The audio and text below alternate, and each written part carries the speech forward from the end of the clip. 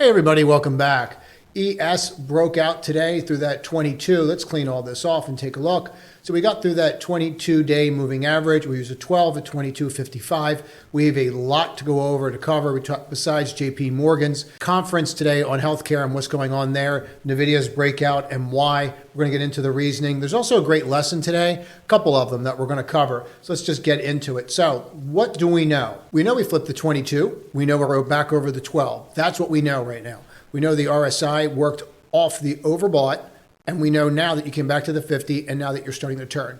That's what we know. That's what's happened so far today. We can go take a look at the bond market, the 10-year. We can see we got to the 200. People say do not chart the yield. I chart everything. Here we are at the 200, and we have completely rejected. There's a doji here. You're not out of the woods yet, but for today, you rejected. If you drill into this on a 5-minute chart and you want to take a look at that 1130, this was pretty interesting because the bond market, it didn't really go that great. The auction sold off, and even though it sold off, the market still rallied. Why? Dollar continued to do what? Right around that 1130 level, continued the rise. Didn't matter. Market just did its own thing. It just continued to push anyway. I thought that was kind of interesting today that the bond market was kind of blown off a little bit. That auction, we weren't paying that much attention to it.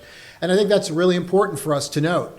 Usually we pay very close attention to that, and today we just were not paying very close attention to it at all. If you take a look at the Nasdaq, you can see very similar setup, not through that 12. We wanted to watch this level right here, and we could see exactly how we broke down here, and that's what we were looking for. We set an alert on there, we can get rid of it now. But we were looking for that breakdown, and that breakdown never happened. But here we are in the RSI, got to 50, worked off the overbought, and now here we are. People say, don't look at this, it doesn't work. I would disagree. I think it's telling you something. It's telling you that we got to neutral, we worked off the overbought, and here we are. So people that are saying that, oh, we're grossly overbought, I don't know what metric you're using. If you're using some kind of valuation metric, I would strongly suggest you find a new one because there's nothing here that's telling you that. Matter of fact, if you go look at the PE of the S&P right now, where are you? 18? So it's really not crazy considering things unless you're going to start saying that the market's going to come in, there's a recession, and then you're putting your own assumptions in the market versus just trading what's in front of you.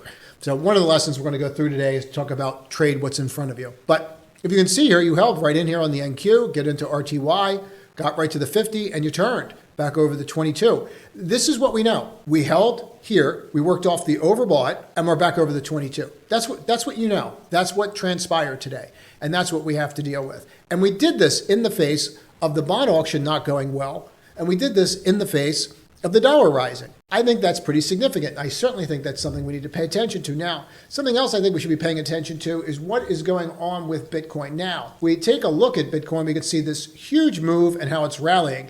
I think that there's more to this that we should discuss besides Bitcoin. So let's look at this on the daily for a second, slide this over, and I want to just walk through this. If you take a look at Bitcoin, and then you can take a look at Mara, and these names, yeah, they're trading up about 10 cents, even though Bitcoin's ripping. So Bitcoin's hitting highs, and these can't come anywhere near that. And I think that's very important for us to understand. Even MSTR, you can't get over anymore. You're completely collapsing. So what is this telling you? It's telling you that ride's probably coming to an end. Right? You start to see this 1222 cross right here. So it's telling you that these are probably coming to an end. I'd be really careful if I was trading these names. It's something that I certainly would not want to be on the other side of, that's for sure. So let's pay attention to those. And let's see how that plays out. But it's certainly something that I thought is worthy of our attention. So what sectors moved today? It shouldn't take that long to figure it out. So if you just take a quick snapshot here of the day, if you take a look at the sectors, you can see XBI was the big leader. We've been going over this since January 4th, 5th, and 6th in every single video. You guys that have been with me for some time know these videos are all linked together. We've been talking about XBI, this JP Morgan Healthcare Conference. We've been talking about CYTK today.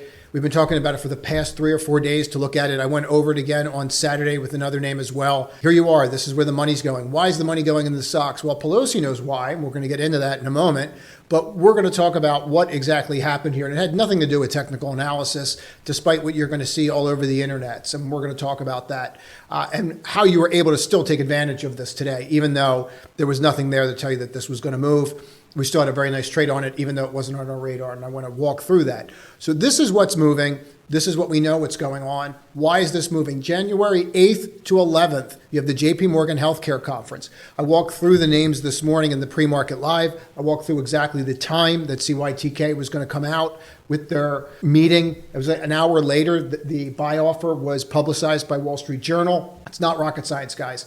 So something to keep in mind. Now, if we take a look at CYTK before we look at the daily chart, the most important thing I want people to understand is pre-market around 6:30, you just start seeing that selling at 7 o'clock. Who starts to sell at 7 o'clock in the morning? That's retail. So retail didn't get their buyout, and they're completely unprepared. This is why 96% of day traders don't make money. Completely unprepared. They have no idea when this conference is actually supposed to take place. No idea what they're looking for. And what do? They dump it because the merger doesn't happen right away. Out of the stock basically goes up to that 90 level as you're going to open up on the day, bounces around after you're done. After you're done, it was 10:30 they went on, it goes for about an hour. You never took out the low. You never took out the low after the conference was done. That's a telltale sign that the stock's at least going to hold. We actually put that out there today that, hey, at least the bottom looks in. I'll just show you this real quick. You can see this right here. This is from our observations room. And what I was just very simply showing was the chart today and saying, hey, looks like the bottom's in. We had no idea that this would be announced today, obviously. You knew that it had the potential to be announced today, and we played it to be announced today, but we didn't know that it would be announced today. And then what we're doing is, looks like the bottom, and then we want to watch the opening price and make sure that it doesn't reject that, and then kind of go from there. So they were the things that we were really hyper-focused on now. So we're setting up, the news hits, Novartis is in advanced talks, they're very close, could happen this weekend. We all know what roughly that number is, so we had a bunch of calls and we had a bunch of stock on this. So we had the Feb 90s. I'm just going to show this here so you can see the timestamp on when it happened. It happened a half hour later after we say it bottomed. Again, just because I'm saying it bottomed does not mean I think that this is going to happen. I have no idea this is going to happen. Nobody does until it happens, unless you have access to the Wall Street Journal that they're going to publicize ahead of time. But CYTK up over 25 on the buyout rumors from where we're in. So you trim into this. When you start getting to these levels where you start getting to that 110 level and you know that the deal is supposed to be done at 130, 140, you figure they're going to do it in stock. If you know they're going to do it in stock, it might get depressed because they're going to do it in stock, right? So then you start thinking it's not going to be, just exactly 130. It might be, 115 by the time that you come in. You don't know. So why take the risk? So you want to trim something into this when it looks like it's got exhausted. It wasn't that hard to figure out, guys. I mean, if you just watched it play out, you watched the first red 5-minute bar, that kind of denoted the high until the end of the day. And then we were up in the calls pretty substantially. So they were $10 calls. We were at 22, something like that. So we pulled it. Now, that's great. The purpose of me showing you this is going to go on, not like this, but these kinds of things are going to happen all week in biotech. One of the things I went over in the pre-market, the public one, and we've been in this now since the 70s down here. And I'll show that later, and I'll show why we got in that later. But the purpose of me showing you this is you came in today, and this is what they're doing to retail, and people aren't figuring it out yet. They're coming in, and they're just whacking these. Now, just to be clear, you have the largest healthcare conference, the most prominent healthcare conference pretty much in the world going on in San Francisco right now. They're whacking this. At the same time they're bringing that down, HARP was bought out today at $23, over 110%. So all they were doing was fishing. So the very first thing that we're doing this morning, and I'm going to have you listen to this call in a moment because I want you to see how we flipped. And what was really important about this was we were hyper-focused on buying LABU, CYTK, and that was our focal point. Why was that our focal point? Because we were not aware of NVIDIA and the news on NVIDIA. And people will say, well, what news? Well, this is what I was trying to crack a joke. At least I made myself laugh. At least Pelosi knew this. So there is bipartisan legislature that is now going through the House, and it is a semiconductor bill. As this semiconductor bill goes along and gets through various stages, it's getting more and more speed. That's why semiconductors broke out today. This is why when I walk through these things like the stool, it's so important to understand. People are going to say it's this pattern or that specific pattern. Look, I'm a pattern trader. There is nothing there that you're going to say that was telling you that this was going to happen. All right, what they did was they came out with the Security Semiconductor Supply Chain Act. Everybody's passing it. There are provisions of this that made it further ahead during the weekend, apparently. This started on the 3rd. We started getting traction. It got way more and more traction as part of another deal. I am not a political expert or political animal. I try to avoid the whole thing, quite frankly.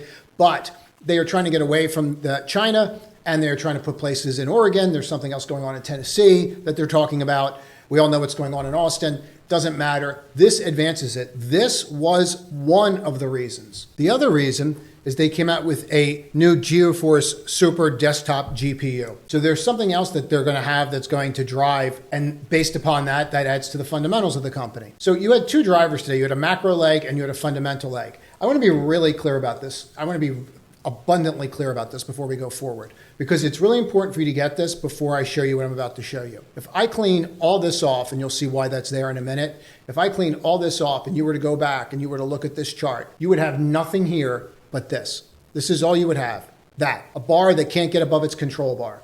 That's what you would have. A stock that can't get above before today that's sitting right on the 12 and just closed over the 22 for the first time. There is no indication that this is going to happen. Zero. If you come and take a look here and you look at the volume, you have a little bit of volume on Friday that's over. But look at the previous days. It's not like you have consistent buying.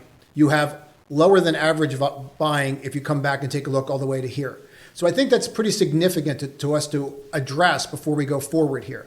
Now, this gave a really clear indication when you go back in hindsight. But today, from my perspective and coming in, I had zero interest in semis, now, which is kind of funny because we pulled out $22 out of this today. But once we saw this and we knew where our level was and we understood the patterns, this made life very easy because we knew 500 was the level. We knew that that was the level that we had to watch. But I want you to pay attention to this. Now, if you want to play the NVIDIAs of the world and you want to play those names, that's fine. There's nothing wrong with that, but that's not where my head is this morning at all.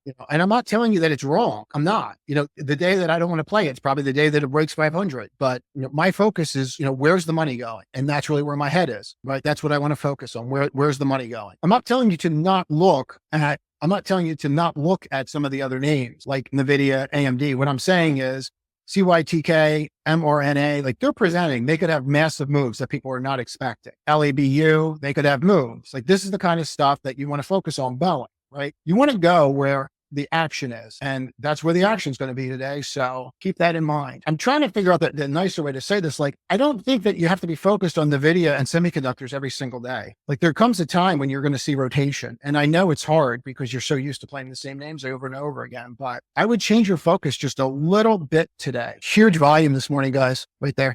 That's enormous volume. You can try it if you want. Maybe today's the day. Sure, trading that way, isn't there? Look in the video. There's a big seller at 500. If it gets through 500, that's going to be really impressive today for me. Wow. We're going to run it. Sure looks that way, doesn't it? What you would do is you'd buy here and you'd use that low as a stop. You'd buy the top of you can buy this bar. You have to use that as your stop. 498. You can do this. There's a big buyer or big seller at 500. They just run through them. All right. But I'm going to use 498, guys. 498.6. See what happens here. But that's what I'm using, guys. Just FYI. That's a big reversal bar. It's got to have huge volume on it. Yeah. Look at the volume. Highest volume of the day is that bar. See if it holds. If it doesn't, I'm out. I'm up $1.50 on this NVIDIA already. Wow. They took that guy out. I'm up $4. I'm going to trim. I see the breakout too, but I'm still trimming. I bought a buttload of it, so I might hold this overnight if it closes at the all-time highs. You close at all-time highs, I'll buy calls on it overnight. What are we up, $7 now? Nothing to do. Up $10, trimmed. So I'm just selling right into it, guys. This pattern look familiar to anybody? Up, down, 1, 2, 3, up. Remember these patterns? Rising threes, just made $10 off the line. These patterns are vicious, guys. I mean, it obviously helped that we got through 5. All right, so this 50% level is becoming a thing. You have a net seller up here. You got somebody up there. So 1, 2, 3 down, rip down, takes it a low, up 1, 2, 3, rips down. It's not perfect, but it's there. You got this gravestone right here. You can't get over. That's going to rip. Good Lord. Oh, I don't like that. I'm going to buy the 520s for 520, 530. 520s for 530. Calls, 520s I just paid. Paid 520 for the 520s. On the video. John, put that out there, please. If we start breaking through this is going to get ugly. Like, not ugly. This is just going to rip. People are not expecting this. I had none of this on my radar today. I don't think a lot of people had this just happening today. I was so focused on the health bar. If this bar cracks and it doesn't hold, I'll just blow the whole thing out and come back to it. But so far, the stock's not even going down. It's like sitting sideways and these options are going up. So I'm on with something here, I think. So I'm literally using that bar to make the decision because I think that you could just push into this and then I could just actually scalp some of this money out, right? Like if it pushes right here, it should just push. I'm up $12 on that stock. I'm not doing anything with the rest of it right now. See it go. You're going to get a little bit of panic here from institutions, I think. They usually don't act this early, but I think they're going to have to. Got to be very specific news about this name. Got to be something. All right, so I got 75 on the bid. I might pull something out of these early because I'm so overextended. I'm up 4.5%. I trimmed some of them at 570, made 50 cents, 10%. Just pulled something out. So if I crack right here, I'm probably out. And I'll just I'll reload. I don't want to play with it because I'm so out of position. You see all these wicks? Wicks are what? price rejection, right? So if I can make another dollar or two here on options, why not? I just sit with the stock. I'm up over $12.50 on that stock on that day trade now. I'm just sitting with it, but I'm out of over half. I have a lot of these, so I'm just going to keep trimming into like little things that I don't like. I'm not going to play games here. So the one thing you don't ever want to do is you don't ever want to tie yourself to something. So you see how I thought that we were definitely going to roll here, and I'm trimming as it's breaking those low, right? Up $1 on those NVIDIA calls, $13 on this day trade. Where am I with these calls? All right, so let's just watch this here. Eventually this thing's got to give, right? I keep saying that. Oh, someone told me today was going to be the day for semis. I'm not going past break even on these, by the way, guys, on those calls. They go to break even now, I'm out. Just FYI. Now, the purpose of listening to that is everybody wants to be right. My job's not to be right. My job's to make money. So I have two ways of looking at this. I can sit there and go, my ego's telling me to buy LABU, buy CYTK, buy ZIM, all of which we did. Quite frankly, we were doing it even pre-market live today. These names, like this never should have been here. I was actually buying it this morning pre-market. But what this was telling me was that there was a level, and we all know where this level was, this 500 level, and there was a wall of sellers here. We all saw it. Once you flipped that level, that was it. It was game on. So once we're watching this, as you just saw there live, and that's why it's so important to watch this stuff live and see it instead of looking at someone post a chart later in the day and say, this is where I bought it. That doesn't tell you anything. It doesn't help you, right? Everything you're watching, everything you spend time on needs to make you better, needs to increase your skill set. If it's not, it's wasting your time and stroking the person's ego, right? Everything needs to make you better or it's an absolute waste of time. Me posting a chart right now saying we bought NVIDIA and we're up $22 does nothing for you. It makes me feel good about myself. Like, look at me, okay? What matters is understanding my process, understanding the skill set that it would take that you have to get to where you're not tying your ego to it after basically saying, I'm not looking at these today. I have no interest in these. And then going, oh boy, I'm wrong. I better get involved. So I can either have my ego or I could have 22 points. I chose the 22 points. All right. I would suggest that you do the same. Do not tie your ego to trades. It's just very simply, it's one trade. You could have used the 5-minute orb, did not matter. Bottom line was, once you flipped 500, it was on. And then you can watch the trade live. I thought that this might be the end of it. So what I did here, and please watch this because this is something you could do for your own trades and you can make it your own. I measured 50%. And then when I undercut right here, I trimmed. Why did I do that? Because I've got a bar here that's telling me a rejection. What did I get from this? I got a hammer. Hammer time. What did I get again? Hammer time. What did I get again? Hammer time. And what do I have? Wick City. So I have wicks to the downside, right? And all these closes are filling in this. Does that look like something you want to sell or add to? So what we did is we bought calls and we made money with the calls as well. All right. And so you can see how this played out. It played out excellent. And this is something that I now have a position in. Now you're going to have a bunch of people that are going to look at this and say, oh, it's clearly overbought. If you now get back to your stool, go back to your stool. If you look at your stool and you go back to this, where are you now? Do you care what's going on macro? Do you care about fundamentals? You do, right? Because you still have to worry about CPI and PPI this week. But what do you really care about now? I have a technical breakout, period. I have a 7-month base and a technical breakout, right? Depends how far back you want to go. But you got to figure that you're going to at least say that your base at a minimum starts here, right? And so what's that get you? Gets you 196 days. Okay, so it gets you over 180, gets you to that level where you're getting to about 7 months. So you have a 7-month base breakout. Today's day one. All right, so now what part of the stool are we leaning on? Technical. So if I come back down and retest this level, do I want to be a seller?